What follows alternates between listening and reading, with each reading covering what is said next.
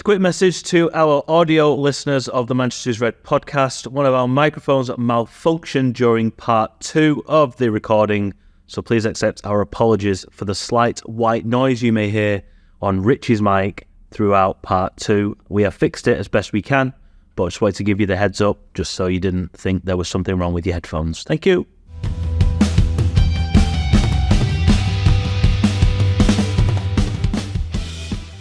Hello and welcome to the Manchester is Red podcast from the Manchester Evening News. I'm today's host, Rich Fay, joined by Tyrone Marshall. On today's show, we will look ahead to United's trip to face Luton in the Premier League this weekend. We'll look at the changes off the field for United. I suppose we'll have to talk about Kylian Mbappe as well at some point, won't we? You're desperate to talk about Kylian Mbappe. Ty, how are you doing?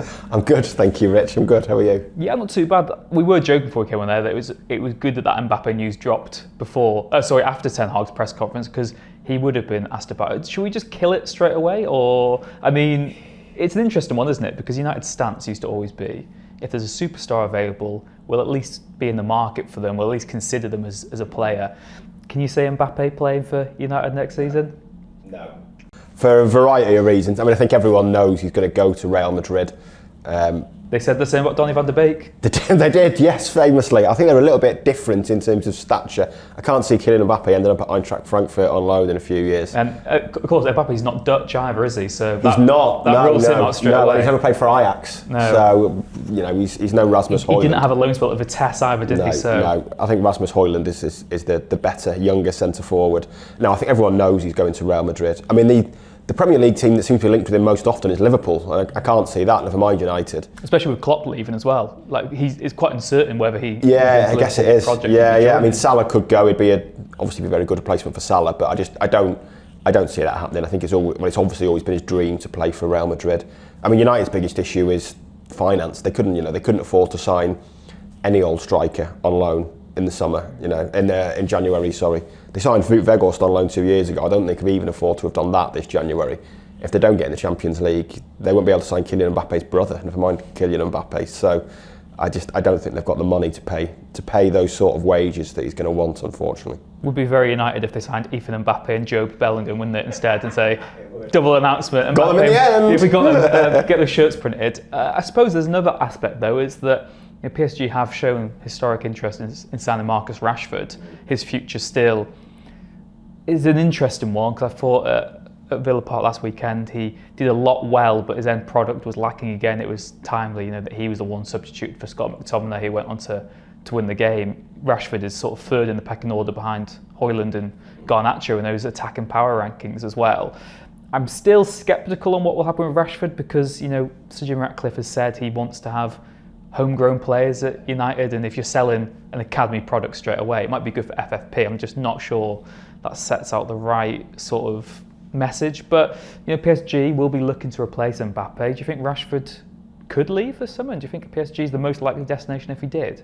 I think there's a decent chance of that. I mean, obviously, PSG have had interest in Rashford for a while. Obviously, there was his brother's meeting with PSG execs in 2022, which didn't go down very well at United, and with some in Rashford's camp, to be fair. At a time when his form had been terrible, I think he scored 5 goals the previous season. It was not a good look, and kind of sums up the PR missteps that are involved sometimes around Rashford. But like I say, not brilliant at Villa last weekend, but I think he's improving at the moment. And like I say, he is, he's the the gold star basically of that academy at the moment. He's the poster boy of that academy. If they had to sell someone for FFP purposes, I still think it would be McTominay ahead of Rashford. I don't see. Even maybe, it's difficult, isn't it? Yeah, I don't see a scenario where they're openly selling Rashford, and PSG would have to make an incredible offer, I think. Maybe 100 million plus for United to even though he's had a poor season, it's not like it's going to be a fire sale. It's going to be 20 million for Rashford. You look, like you say, it'd probably be a club record sale of 100 million sort of area for him, because what he brings, and you've got to remember as well, it is not what fans want to hear sometimes, but he's a very marketable asset as well, isn't he? It's not just the footballer that you get at your club. He'd be a top shirt seller, someone with a lot of social profile as well. Yeah. I mean, he's a big name footballer on and off the pitch for the things he did.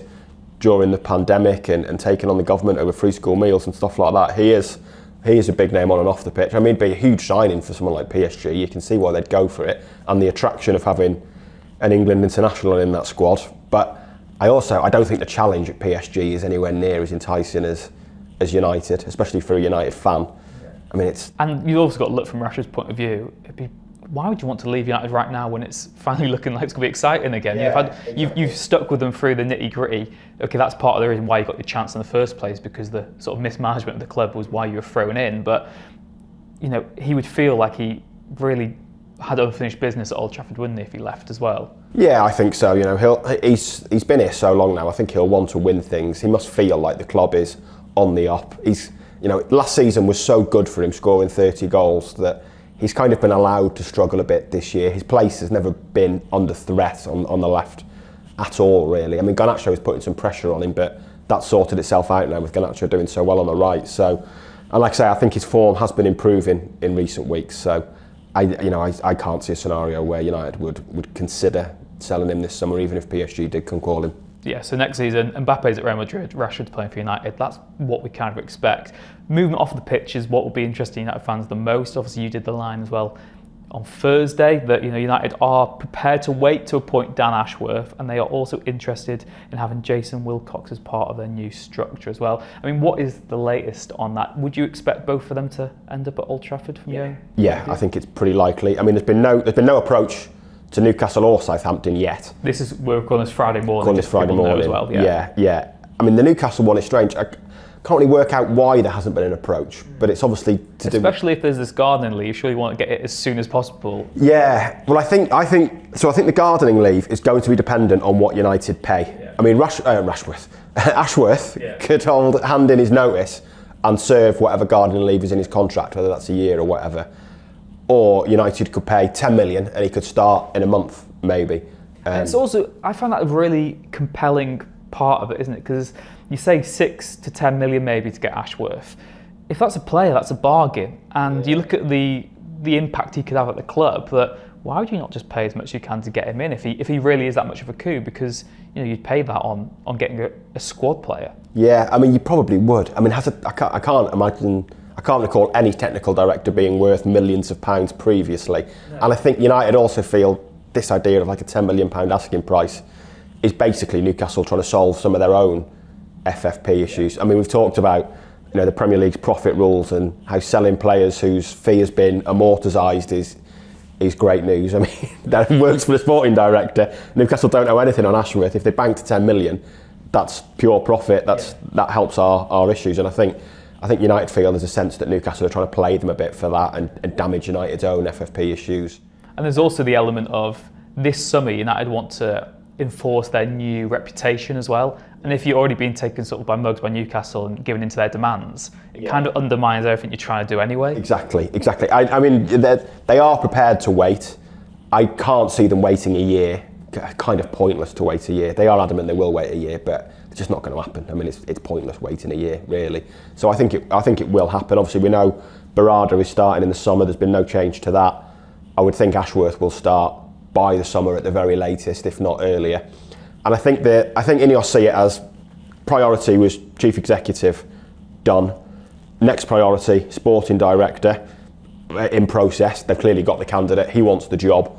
United want him. It's a matter of time, really, until Dan Ashworth done. And then it's building this team around Ashworth. And I think although Barada's on gardening leave, United have spoke to him enough in discussions around the job to know what he wants. I wouldn't be surprised if he's put Jason Wilcox's name forward, because they had a really good working relationship at City, apparently. So I wouldn't be surprised if Barada has mentioned Wilcox maybe in discussions around the job, or if Ashworth has even mentioned him. And then it's building this team around Ashworth. So Wilcox is going to head up recruitment by the sounds of things. Then there'll be other people, I guess, in other areas. I think we might see more stories over the next few months about people that United are targeting. But it is, I've written a piece today. I mean, it's such a contrast to what the Glazers have done. Since 2013, the first 8 years, they just sat back and said to Sir Alex, you run the club. Yeah. And then after that, they've had to make decisions. They've appointed 2 chief executives, both internally, whose strength was in commercial. They appointed a football director internally, a technical director internally. The most high-profile external job they've ever appointed is probably Dominic Jordan as head of data science or something like that, beyond a manager. And Ineos have been here for 8 weeks. They've poached a CEO from City, they're poaching a sporting director from Newcastle, they're bringing in someone well thought of at recruitment. He's at Southampton at the moment, but he did a good job at academy level at City. You know, they're showing more in 8 weeks than the Glazers have done in years, that ambition really. As well. I mean, that ambition. I suppose, not that they would be listening, but Man City fans would be saying, look, you're just trying to copy what we've done. It's far easier said than done. I know Pep said that after the Barada coup as well, didn't he? He said, look, you know, it's not just him. Yeah, what did he say? Build him a statue if Barada was the man who single-handedly sort of turns United around. And, you know, having these big players at sort of boardroom level doesn't mean United start playing tiki-taka football and go win the treble next season, does it? There's a lot of work that still needs to be done, but United fans can only be positive right now, can't they? Because you've got to remember, even at the time of Ratcliffe's investment was first made public, lots of fans were sceptical of him because, look, he was working with the Glazers, not against the Glazers, and he had a lot of work to do to win them over. But, you know, I don't want to be doing his PR for him, but surely he must have most of the fan base on board now as well. Yeah, I would think so. I mean, like you say, what he's shown in 8 weeks, really, they've been to Carrington probably more times than the Glazers ever have already, making these appointments, which is more than the Glazers have ever done. I think, you know, the contrast in ambition between the two is incredible, really, and I think they've definitely got to have won fans over. They're just being so proactive. And, you know, you mentioned City fans will be saying, you know, you're just nicking our best people, trying to be like us. I think United would agree with that, to be honest. Yeah. I think United are well aware that by taking Barada, they are essentially buying some of City's intelligence. The same with Dan Ashworth, you know, some of Newcastle's intelligence, but more the intelligence that he's gathered from Brighton, who, you know, he's laid the foundations for a lot of what Brighton are doing now at the FA. Wilcox, the same with City, a lot of his background is City.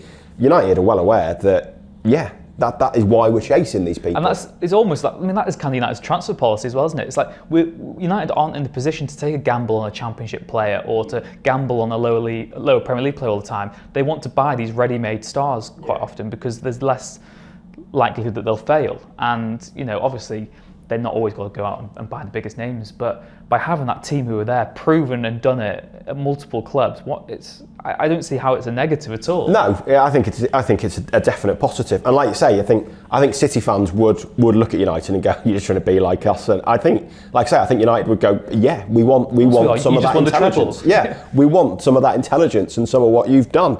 And it is a case of just getting the best in class, which is what the Glazers have never done. Ed Woodward had never been a football chief executive. He was a banker. Yeah. Richard Arnold's successor. It was always thrown at Glazers, wasn't it? Look, they just want the cheap option. What's the easiest hire? Whereas these are bold, ambitious moves. Exactly. It was a finance, you know, Arnold and Woodward were both learning on the job as a football chief exec.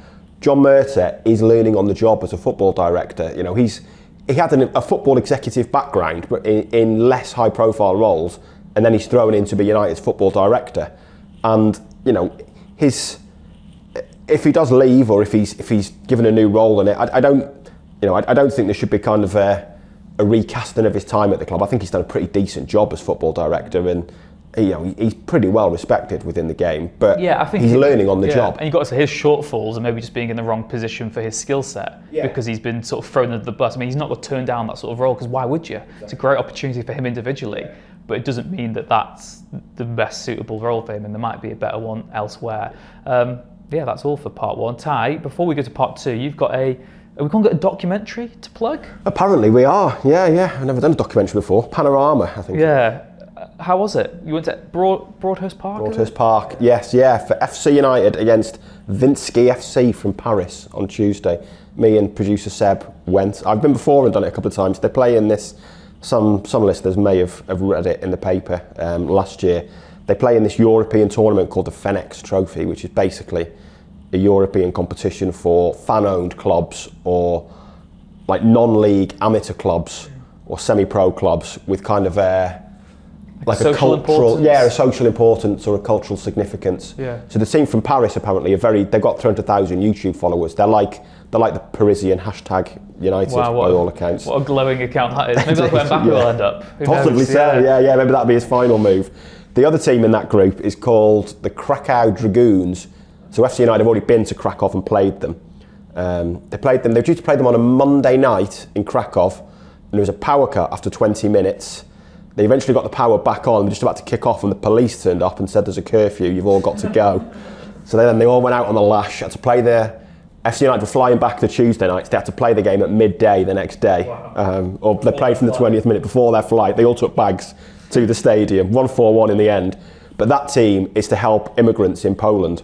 Obviously, Poland has got, especially within football, it's quite far right. So that team's got 20 different nationalities. So it's clubs with like a cultural significance. FC United have been in it since the first year. They won it in year one, lost in the semis last year. But last year, the third and fourth place playoff and the final was at San Siro. Yeah. So FC United have played at the San Siro. Some of their fans are at the San Siro. It's a really interesting competition. So yeah, we went down on Tuesday to do a bit of a feature on it, and it's quite interesting. We're speaking to fans and the manager beforehand, and a couple of the staff there, and the fans especially like, this is the friendly European competition. We go for a drink with the fans afterwards.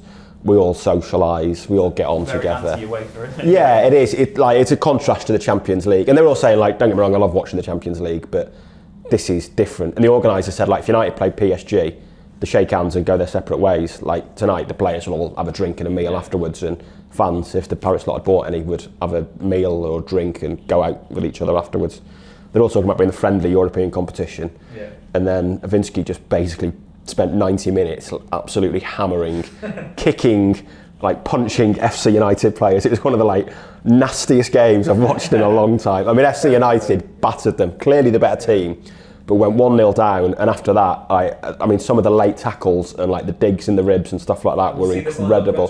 Bit of it on the documentary. There was 2 players sent off after I was going to call it a brawl, but it's basically a fight when FC United eventually equalised, trying to get the ball out the back of the net.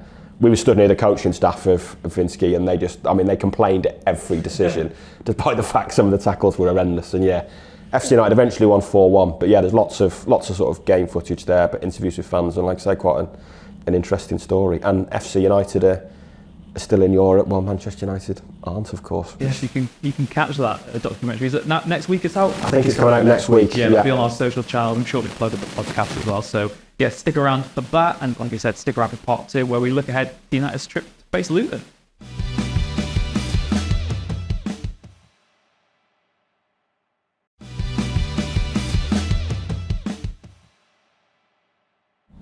Welcome back then to the Manchester is Red podcast, the Manchester Evening News. I'm Rich Fay, joined by Tyrone Marshall. Luton then this weekend, a really interesting match. There was no questions of Luton really. There was one. There was one about how difficult Kenilworth Road would be, and Ten Hag in full sarcasm, saying it was the same referee. He played it down. I mean, he's played in front of. United just been to Newport, do you know what I mean? Like Kenilworth Road is going to be luxury compared to Rodney Parade, and you've got to remember during his time in Dutch football, he will have played at a lot of low league grounds as well. But it's a compelling one because Luton, obviously they lost to Sheffield United recently, but they tend to be in most of their home games this season. They were only narrowly beaten by Arsenal right at the death. They've given a good account of themselves in the Premier League. I think they're not everyone's second favourite team, but lots of people have a soft spot for them and what they're doing on a modest budget and modest sort of club.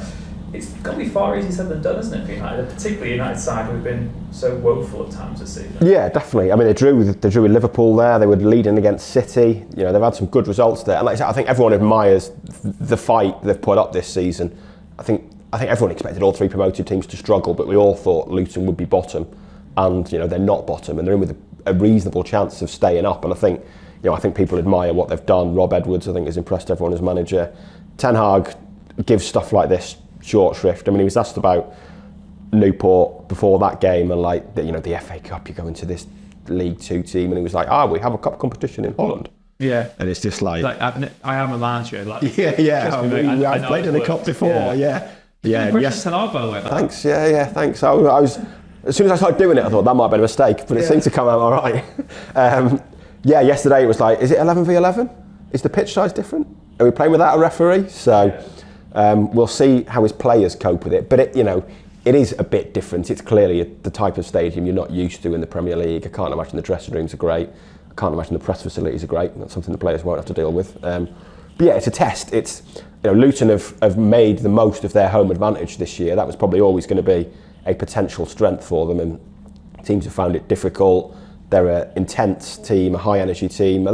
Remind me a little bit of Burnley under Dyche, really, with the way they make it like quite a horrible experience. I feel like you've got to buy play into that, haven't you? Yeah. That is your advantage. You've got to buy into it, and your players have got to buy into it, and they clearly do. By all accounts, Rob Edwards is someone who really gets players on side, and his players really love playing for him. So I think they have bought into it, and it does feel a bit like, Turf Moor is easy to win at now, but Turf Moor under Dyche was A fortress, wasn't it? a bit of a fortress, and you just knew going there, you knew what you'd have to do to win, and you'd know that it wasn't going to be enjoyable, but you're just going to have to get through it. And there's probably a bit of that at Kenilworth Road now, which makes it a challenge for United, because their away form has improved, to be fair. The Wolves and Villa wins. It's cute, isn't it? Because obviously the Villa win was the best away win they've ever had at Ten Hag, really. But you look at Wolves, so they threw away 2-goal lead. You look at even Newport, they threw away 2-goal lead. In the end, they had that bit of class to get over both games, but it could quite easily drop points. And you do sense that I don't know if it'll be different, but you do sense if United win this weekend, it will be by a single goal, or maybe they get another one two. But like we said, we talk about how United turned a corner since that Villa game on Boxing Day, but as you pointed out, they lost to Forest straight after that. Are you buying into this theory and this belief that United have turned the corner, that they've got this momentum now, or do you still think they're only one game away from us all being doom and gloom again? Yeah, I think they've improved. I think the attack is clicking a lot better. They're obviously scoring a lot more goals. I wouldn't say they've fully turned a corner. I think I said with Steven on Monday that I still think they're too easy to play against. They just give up too many shots. A risk of reading off the stats again. I think it was 16 against Wolves, 16 against Tottenham. West Ham had 22 shots at Old Trafford. Villa had 23 at the weekend.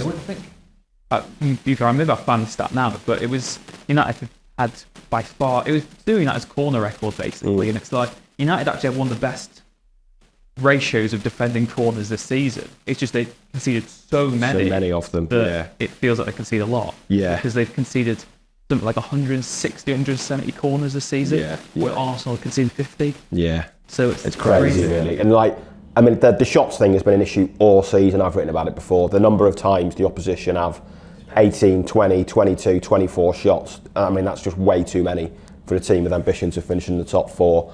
I think I said on Monday that only one of their last 14 Premier League games have they kept the opposition below 1 XG, which is incredible really. It means you're basically meant to concede every game. I think they will concede on Sunday, just because I think they give the opposition too many chances. The way they've improved, if anything, is they're scoring enough goals to win these games now, but I still think, I said it on Monday and I stand by it, that if they're going to get top 4 or even top 5, they have to improve. I don't think defensively is the right word. I think it's structural more than anything. Well, that's the thing, isn't it? That United's results might have improved, but they are still playing quite similar to how they played at the start of the season. Yeah. Just they now have the goals to mask those defensive frailties, which they've not always been able to do. And it's, like I said, I just don't want to get too carried away yet, because it is, I think, one defeat away and it's all doom and gloom. Yeah. Of course, there's Forest away in the FA Cup coming up soon as well, and they clash out of that in the treatment season. And you have to ask whether is top 4 Champions League qualification enough of a successful season, or are you turning into Arsenal in that regard? I know there's enough change of the pick to give United more encouragement going forward, but that can't be the norm really. Talking about the lineup then, Ten Hag said Luke Shaw's a doubt. Wan-Bissaka and Malacia still a few weeks away, so is Mason Mount.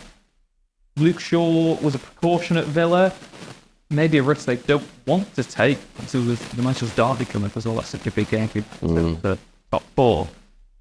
Yeah, what do you make of what United will do this weekend? Because they just don't look right defensively, do they? There's not much they can do. Not a lot they can do. It's obviously slightly more than a precaution with Shaw, the fact that he's a doubt a week later.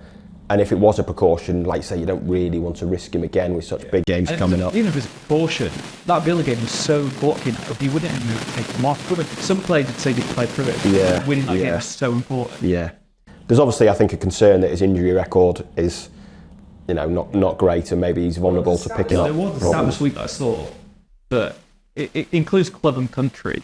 I didn't piece on this today, but since he joined United, which was nearly 10 years ago now, he's only been available for exactly 50% of matches for club and country. The most he's ever had in a season for both is 78%. Yeah. It was last season, where, I think he played 88% of games for United, but he missed 9 games for England, so knocked the percentage. It is down, For United, I think his highest ever season was 88%. Obviously, he had that horrendous double second season, but it's maybe the elephant in the room with Luke Shaw that we always say when he's fit, he's world class, but it's not always rely on it. Maybe get the age that way. Do they need a proper ethicist to him again? Yeah. They've tried Towers, they've tried Malacia, but he's always Well, seen them off. that's it. I mean, Malasia's missed the entire season now. Obviously, had the knee operation in the summer. Ten Hag confirmed yesterday he suffered a setback, which I think is why I think they let Reguilon go because they thought Malacia was going to be back and has now had this setback. I mean, essentially they've got one fit fullback this weekend in Dalot, haven't they? They've got to play probably Lindelof at left back, which might not be disastrous from a defensive point of view if you're expecting Luton to be quite direct. Having another big centre half there might not be the worst thing in the world, but you know, it affects their build up. And I said on Monday's podcast, when they had those 4 right-footed defenders in the second half against Villa, they found it really difficult to keep the ball and build any attacks. It totally changed. When you're used to having Shaw and Martinez as left-footed options, suddenly you've got 4 right-footed options. I just don't think they can build the play There's an particularly argument well. that Johnny Evans even have a give suit here. Maybe actually, yeah. Maybe having someone who can use their left foot, who is, you know, I think he's fairly 2-footed, Evans, isn't he? I think he's very underrated in that regard. So I think you could probably play him at left back, maybe. Yeah. I wouldn't be against that idea. I still think he'll probably go with Lindelof, but I think Evans is a decent option. Would you say maybe even play Dalot at left back and have someone else at right back instead? Or do you think that's a bit too much of a risk? If you have 2 players at that position. Yeah, I mean, Dalot has played left back, but I think he's clearly better at right back. I think there's an argument that you just keep a good right back in his strongest position and just go with a makeshift left back. I mean, Victor Lindelof, I think, played 3 games at left back earlier in the season when United were struggling and when Reguilon was injured, so he has done it already this season. In terms of your preview then for the game finally, I mean, what I expect. Are you looking forward to Kenilworth Road yourself? Yeah, it's going to be interesting. I've been before. I've been and watched Shrewsbury when Luton and Shrewsbury were in the same league. It feels like a long time ago now. So yeah, I've experienced it before. You've experienced that so often posted about away end through the houses. Away end. Yeah, it is. Yeah, and Sunday's got to be rotten with that. You'll see so many posts about this is the entrance to Luton's away end. Yeah. You've been there. I've been there. I've experienced it. I remember it. Yes, I remember. We lost. I think I've only been once. Might have been more often. Can't remember. But yeah, I've never been in the press area, so that's going to be interesting. I mean, it's going to be. I think it's going to be a different experience. Like we say, they've made the most of that home advantage, and I think it's going to be a really tough game for United. Do you see them winning?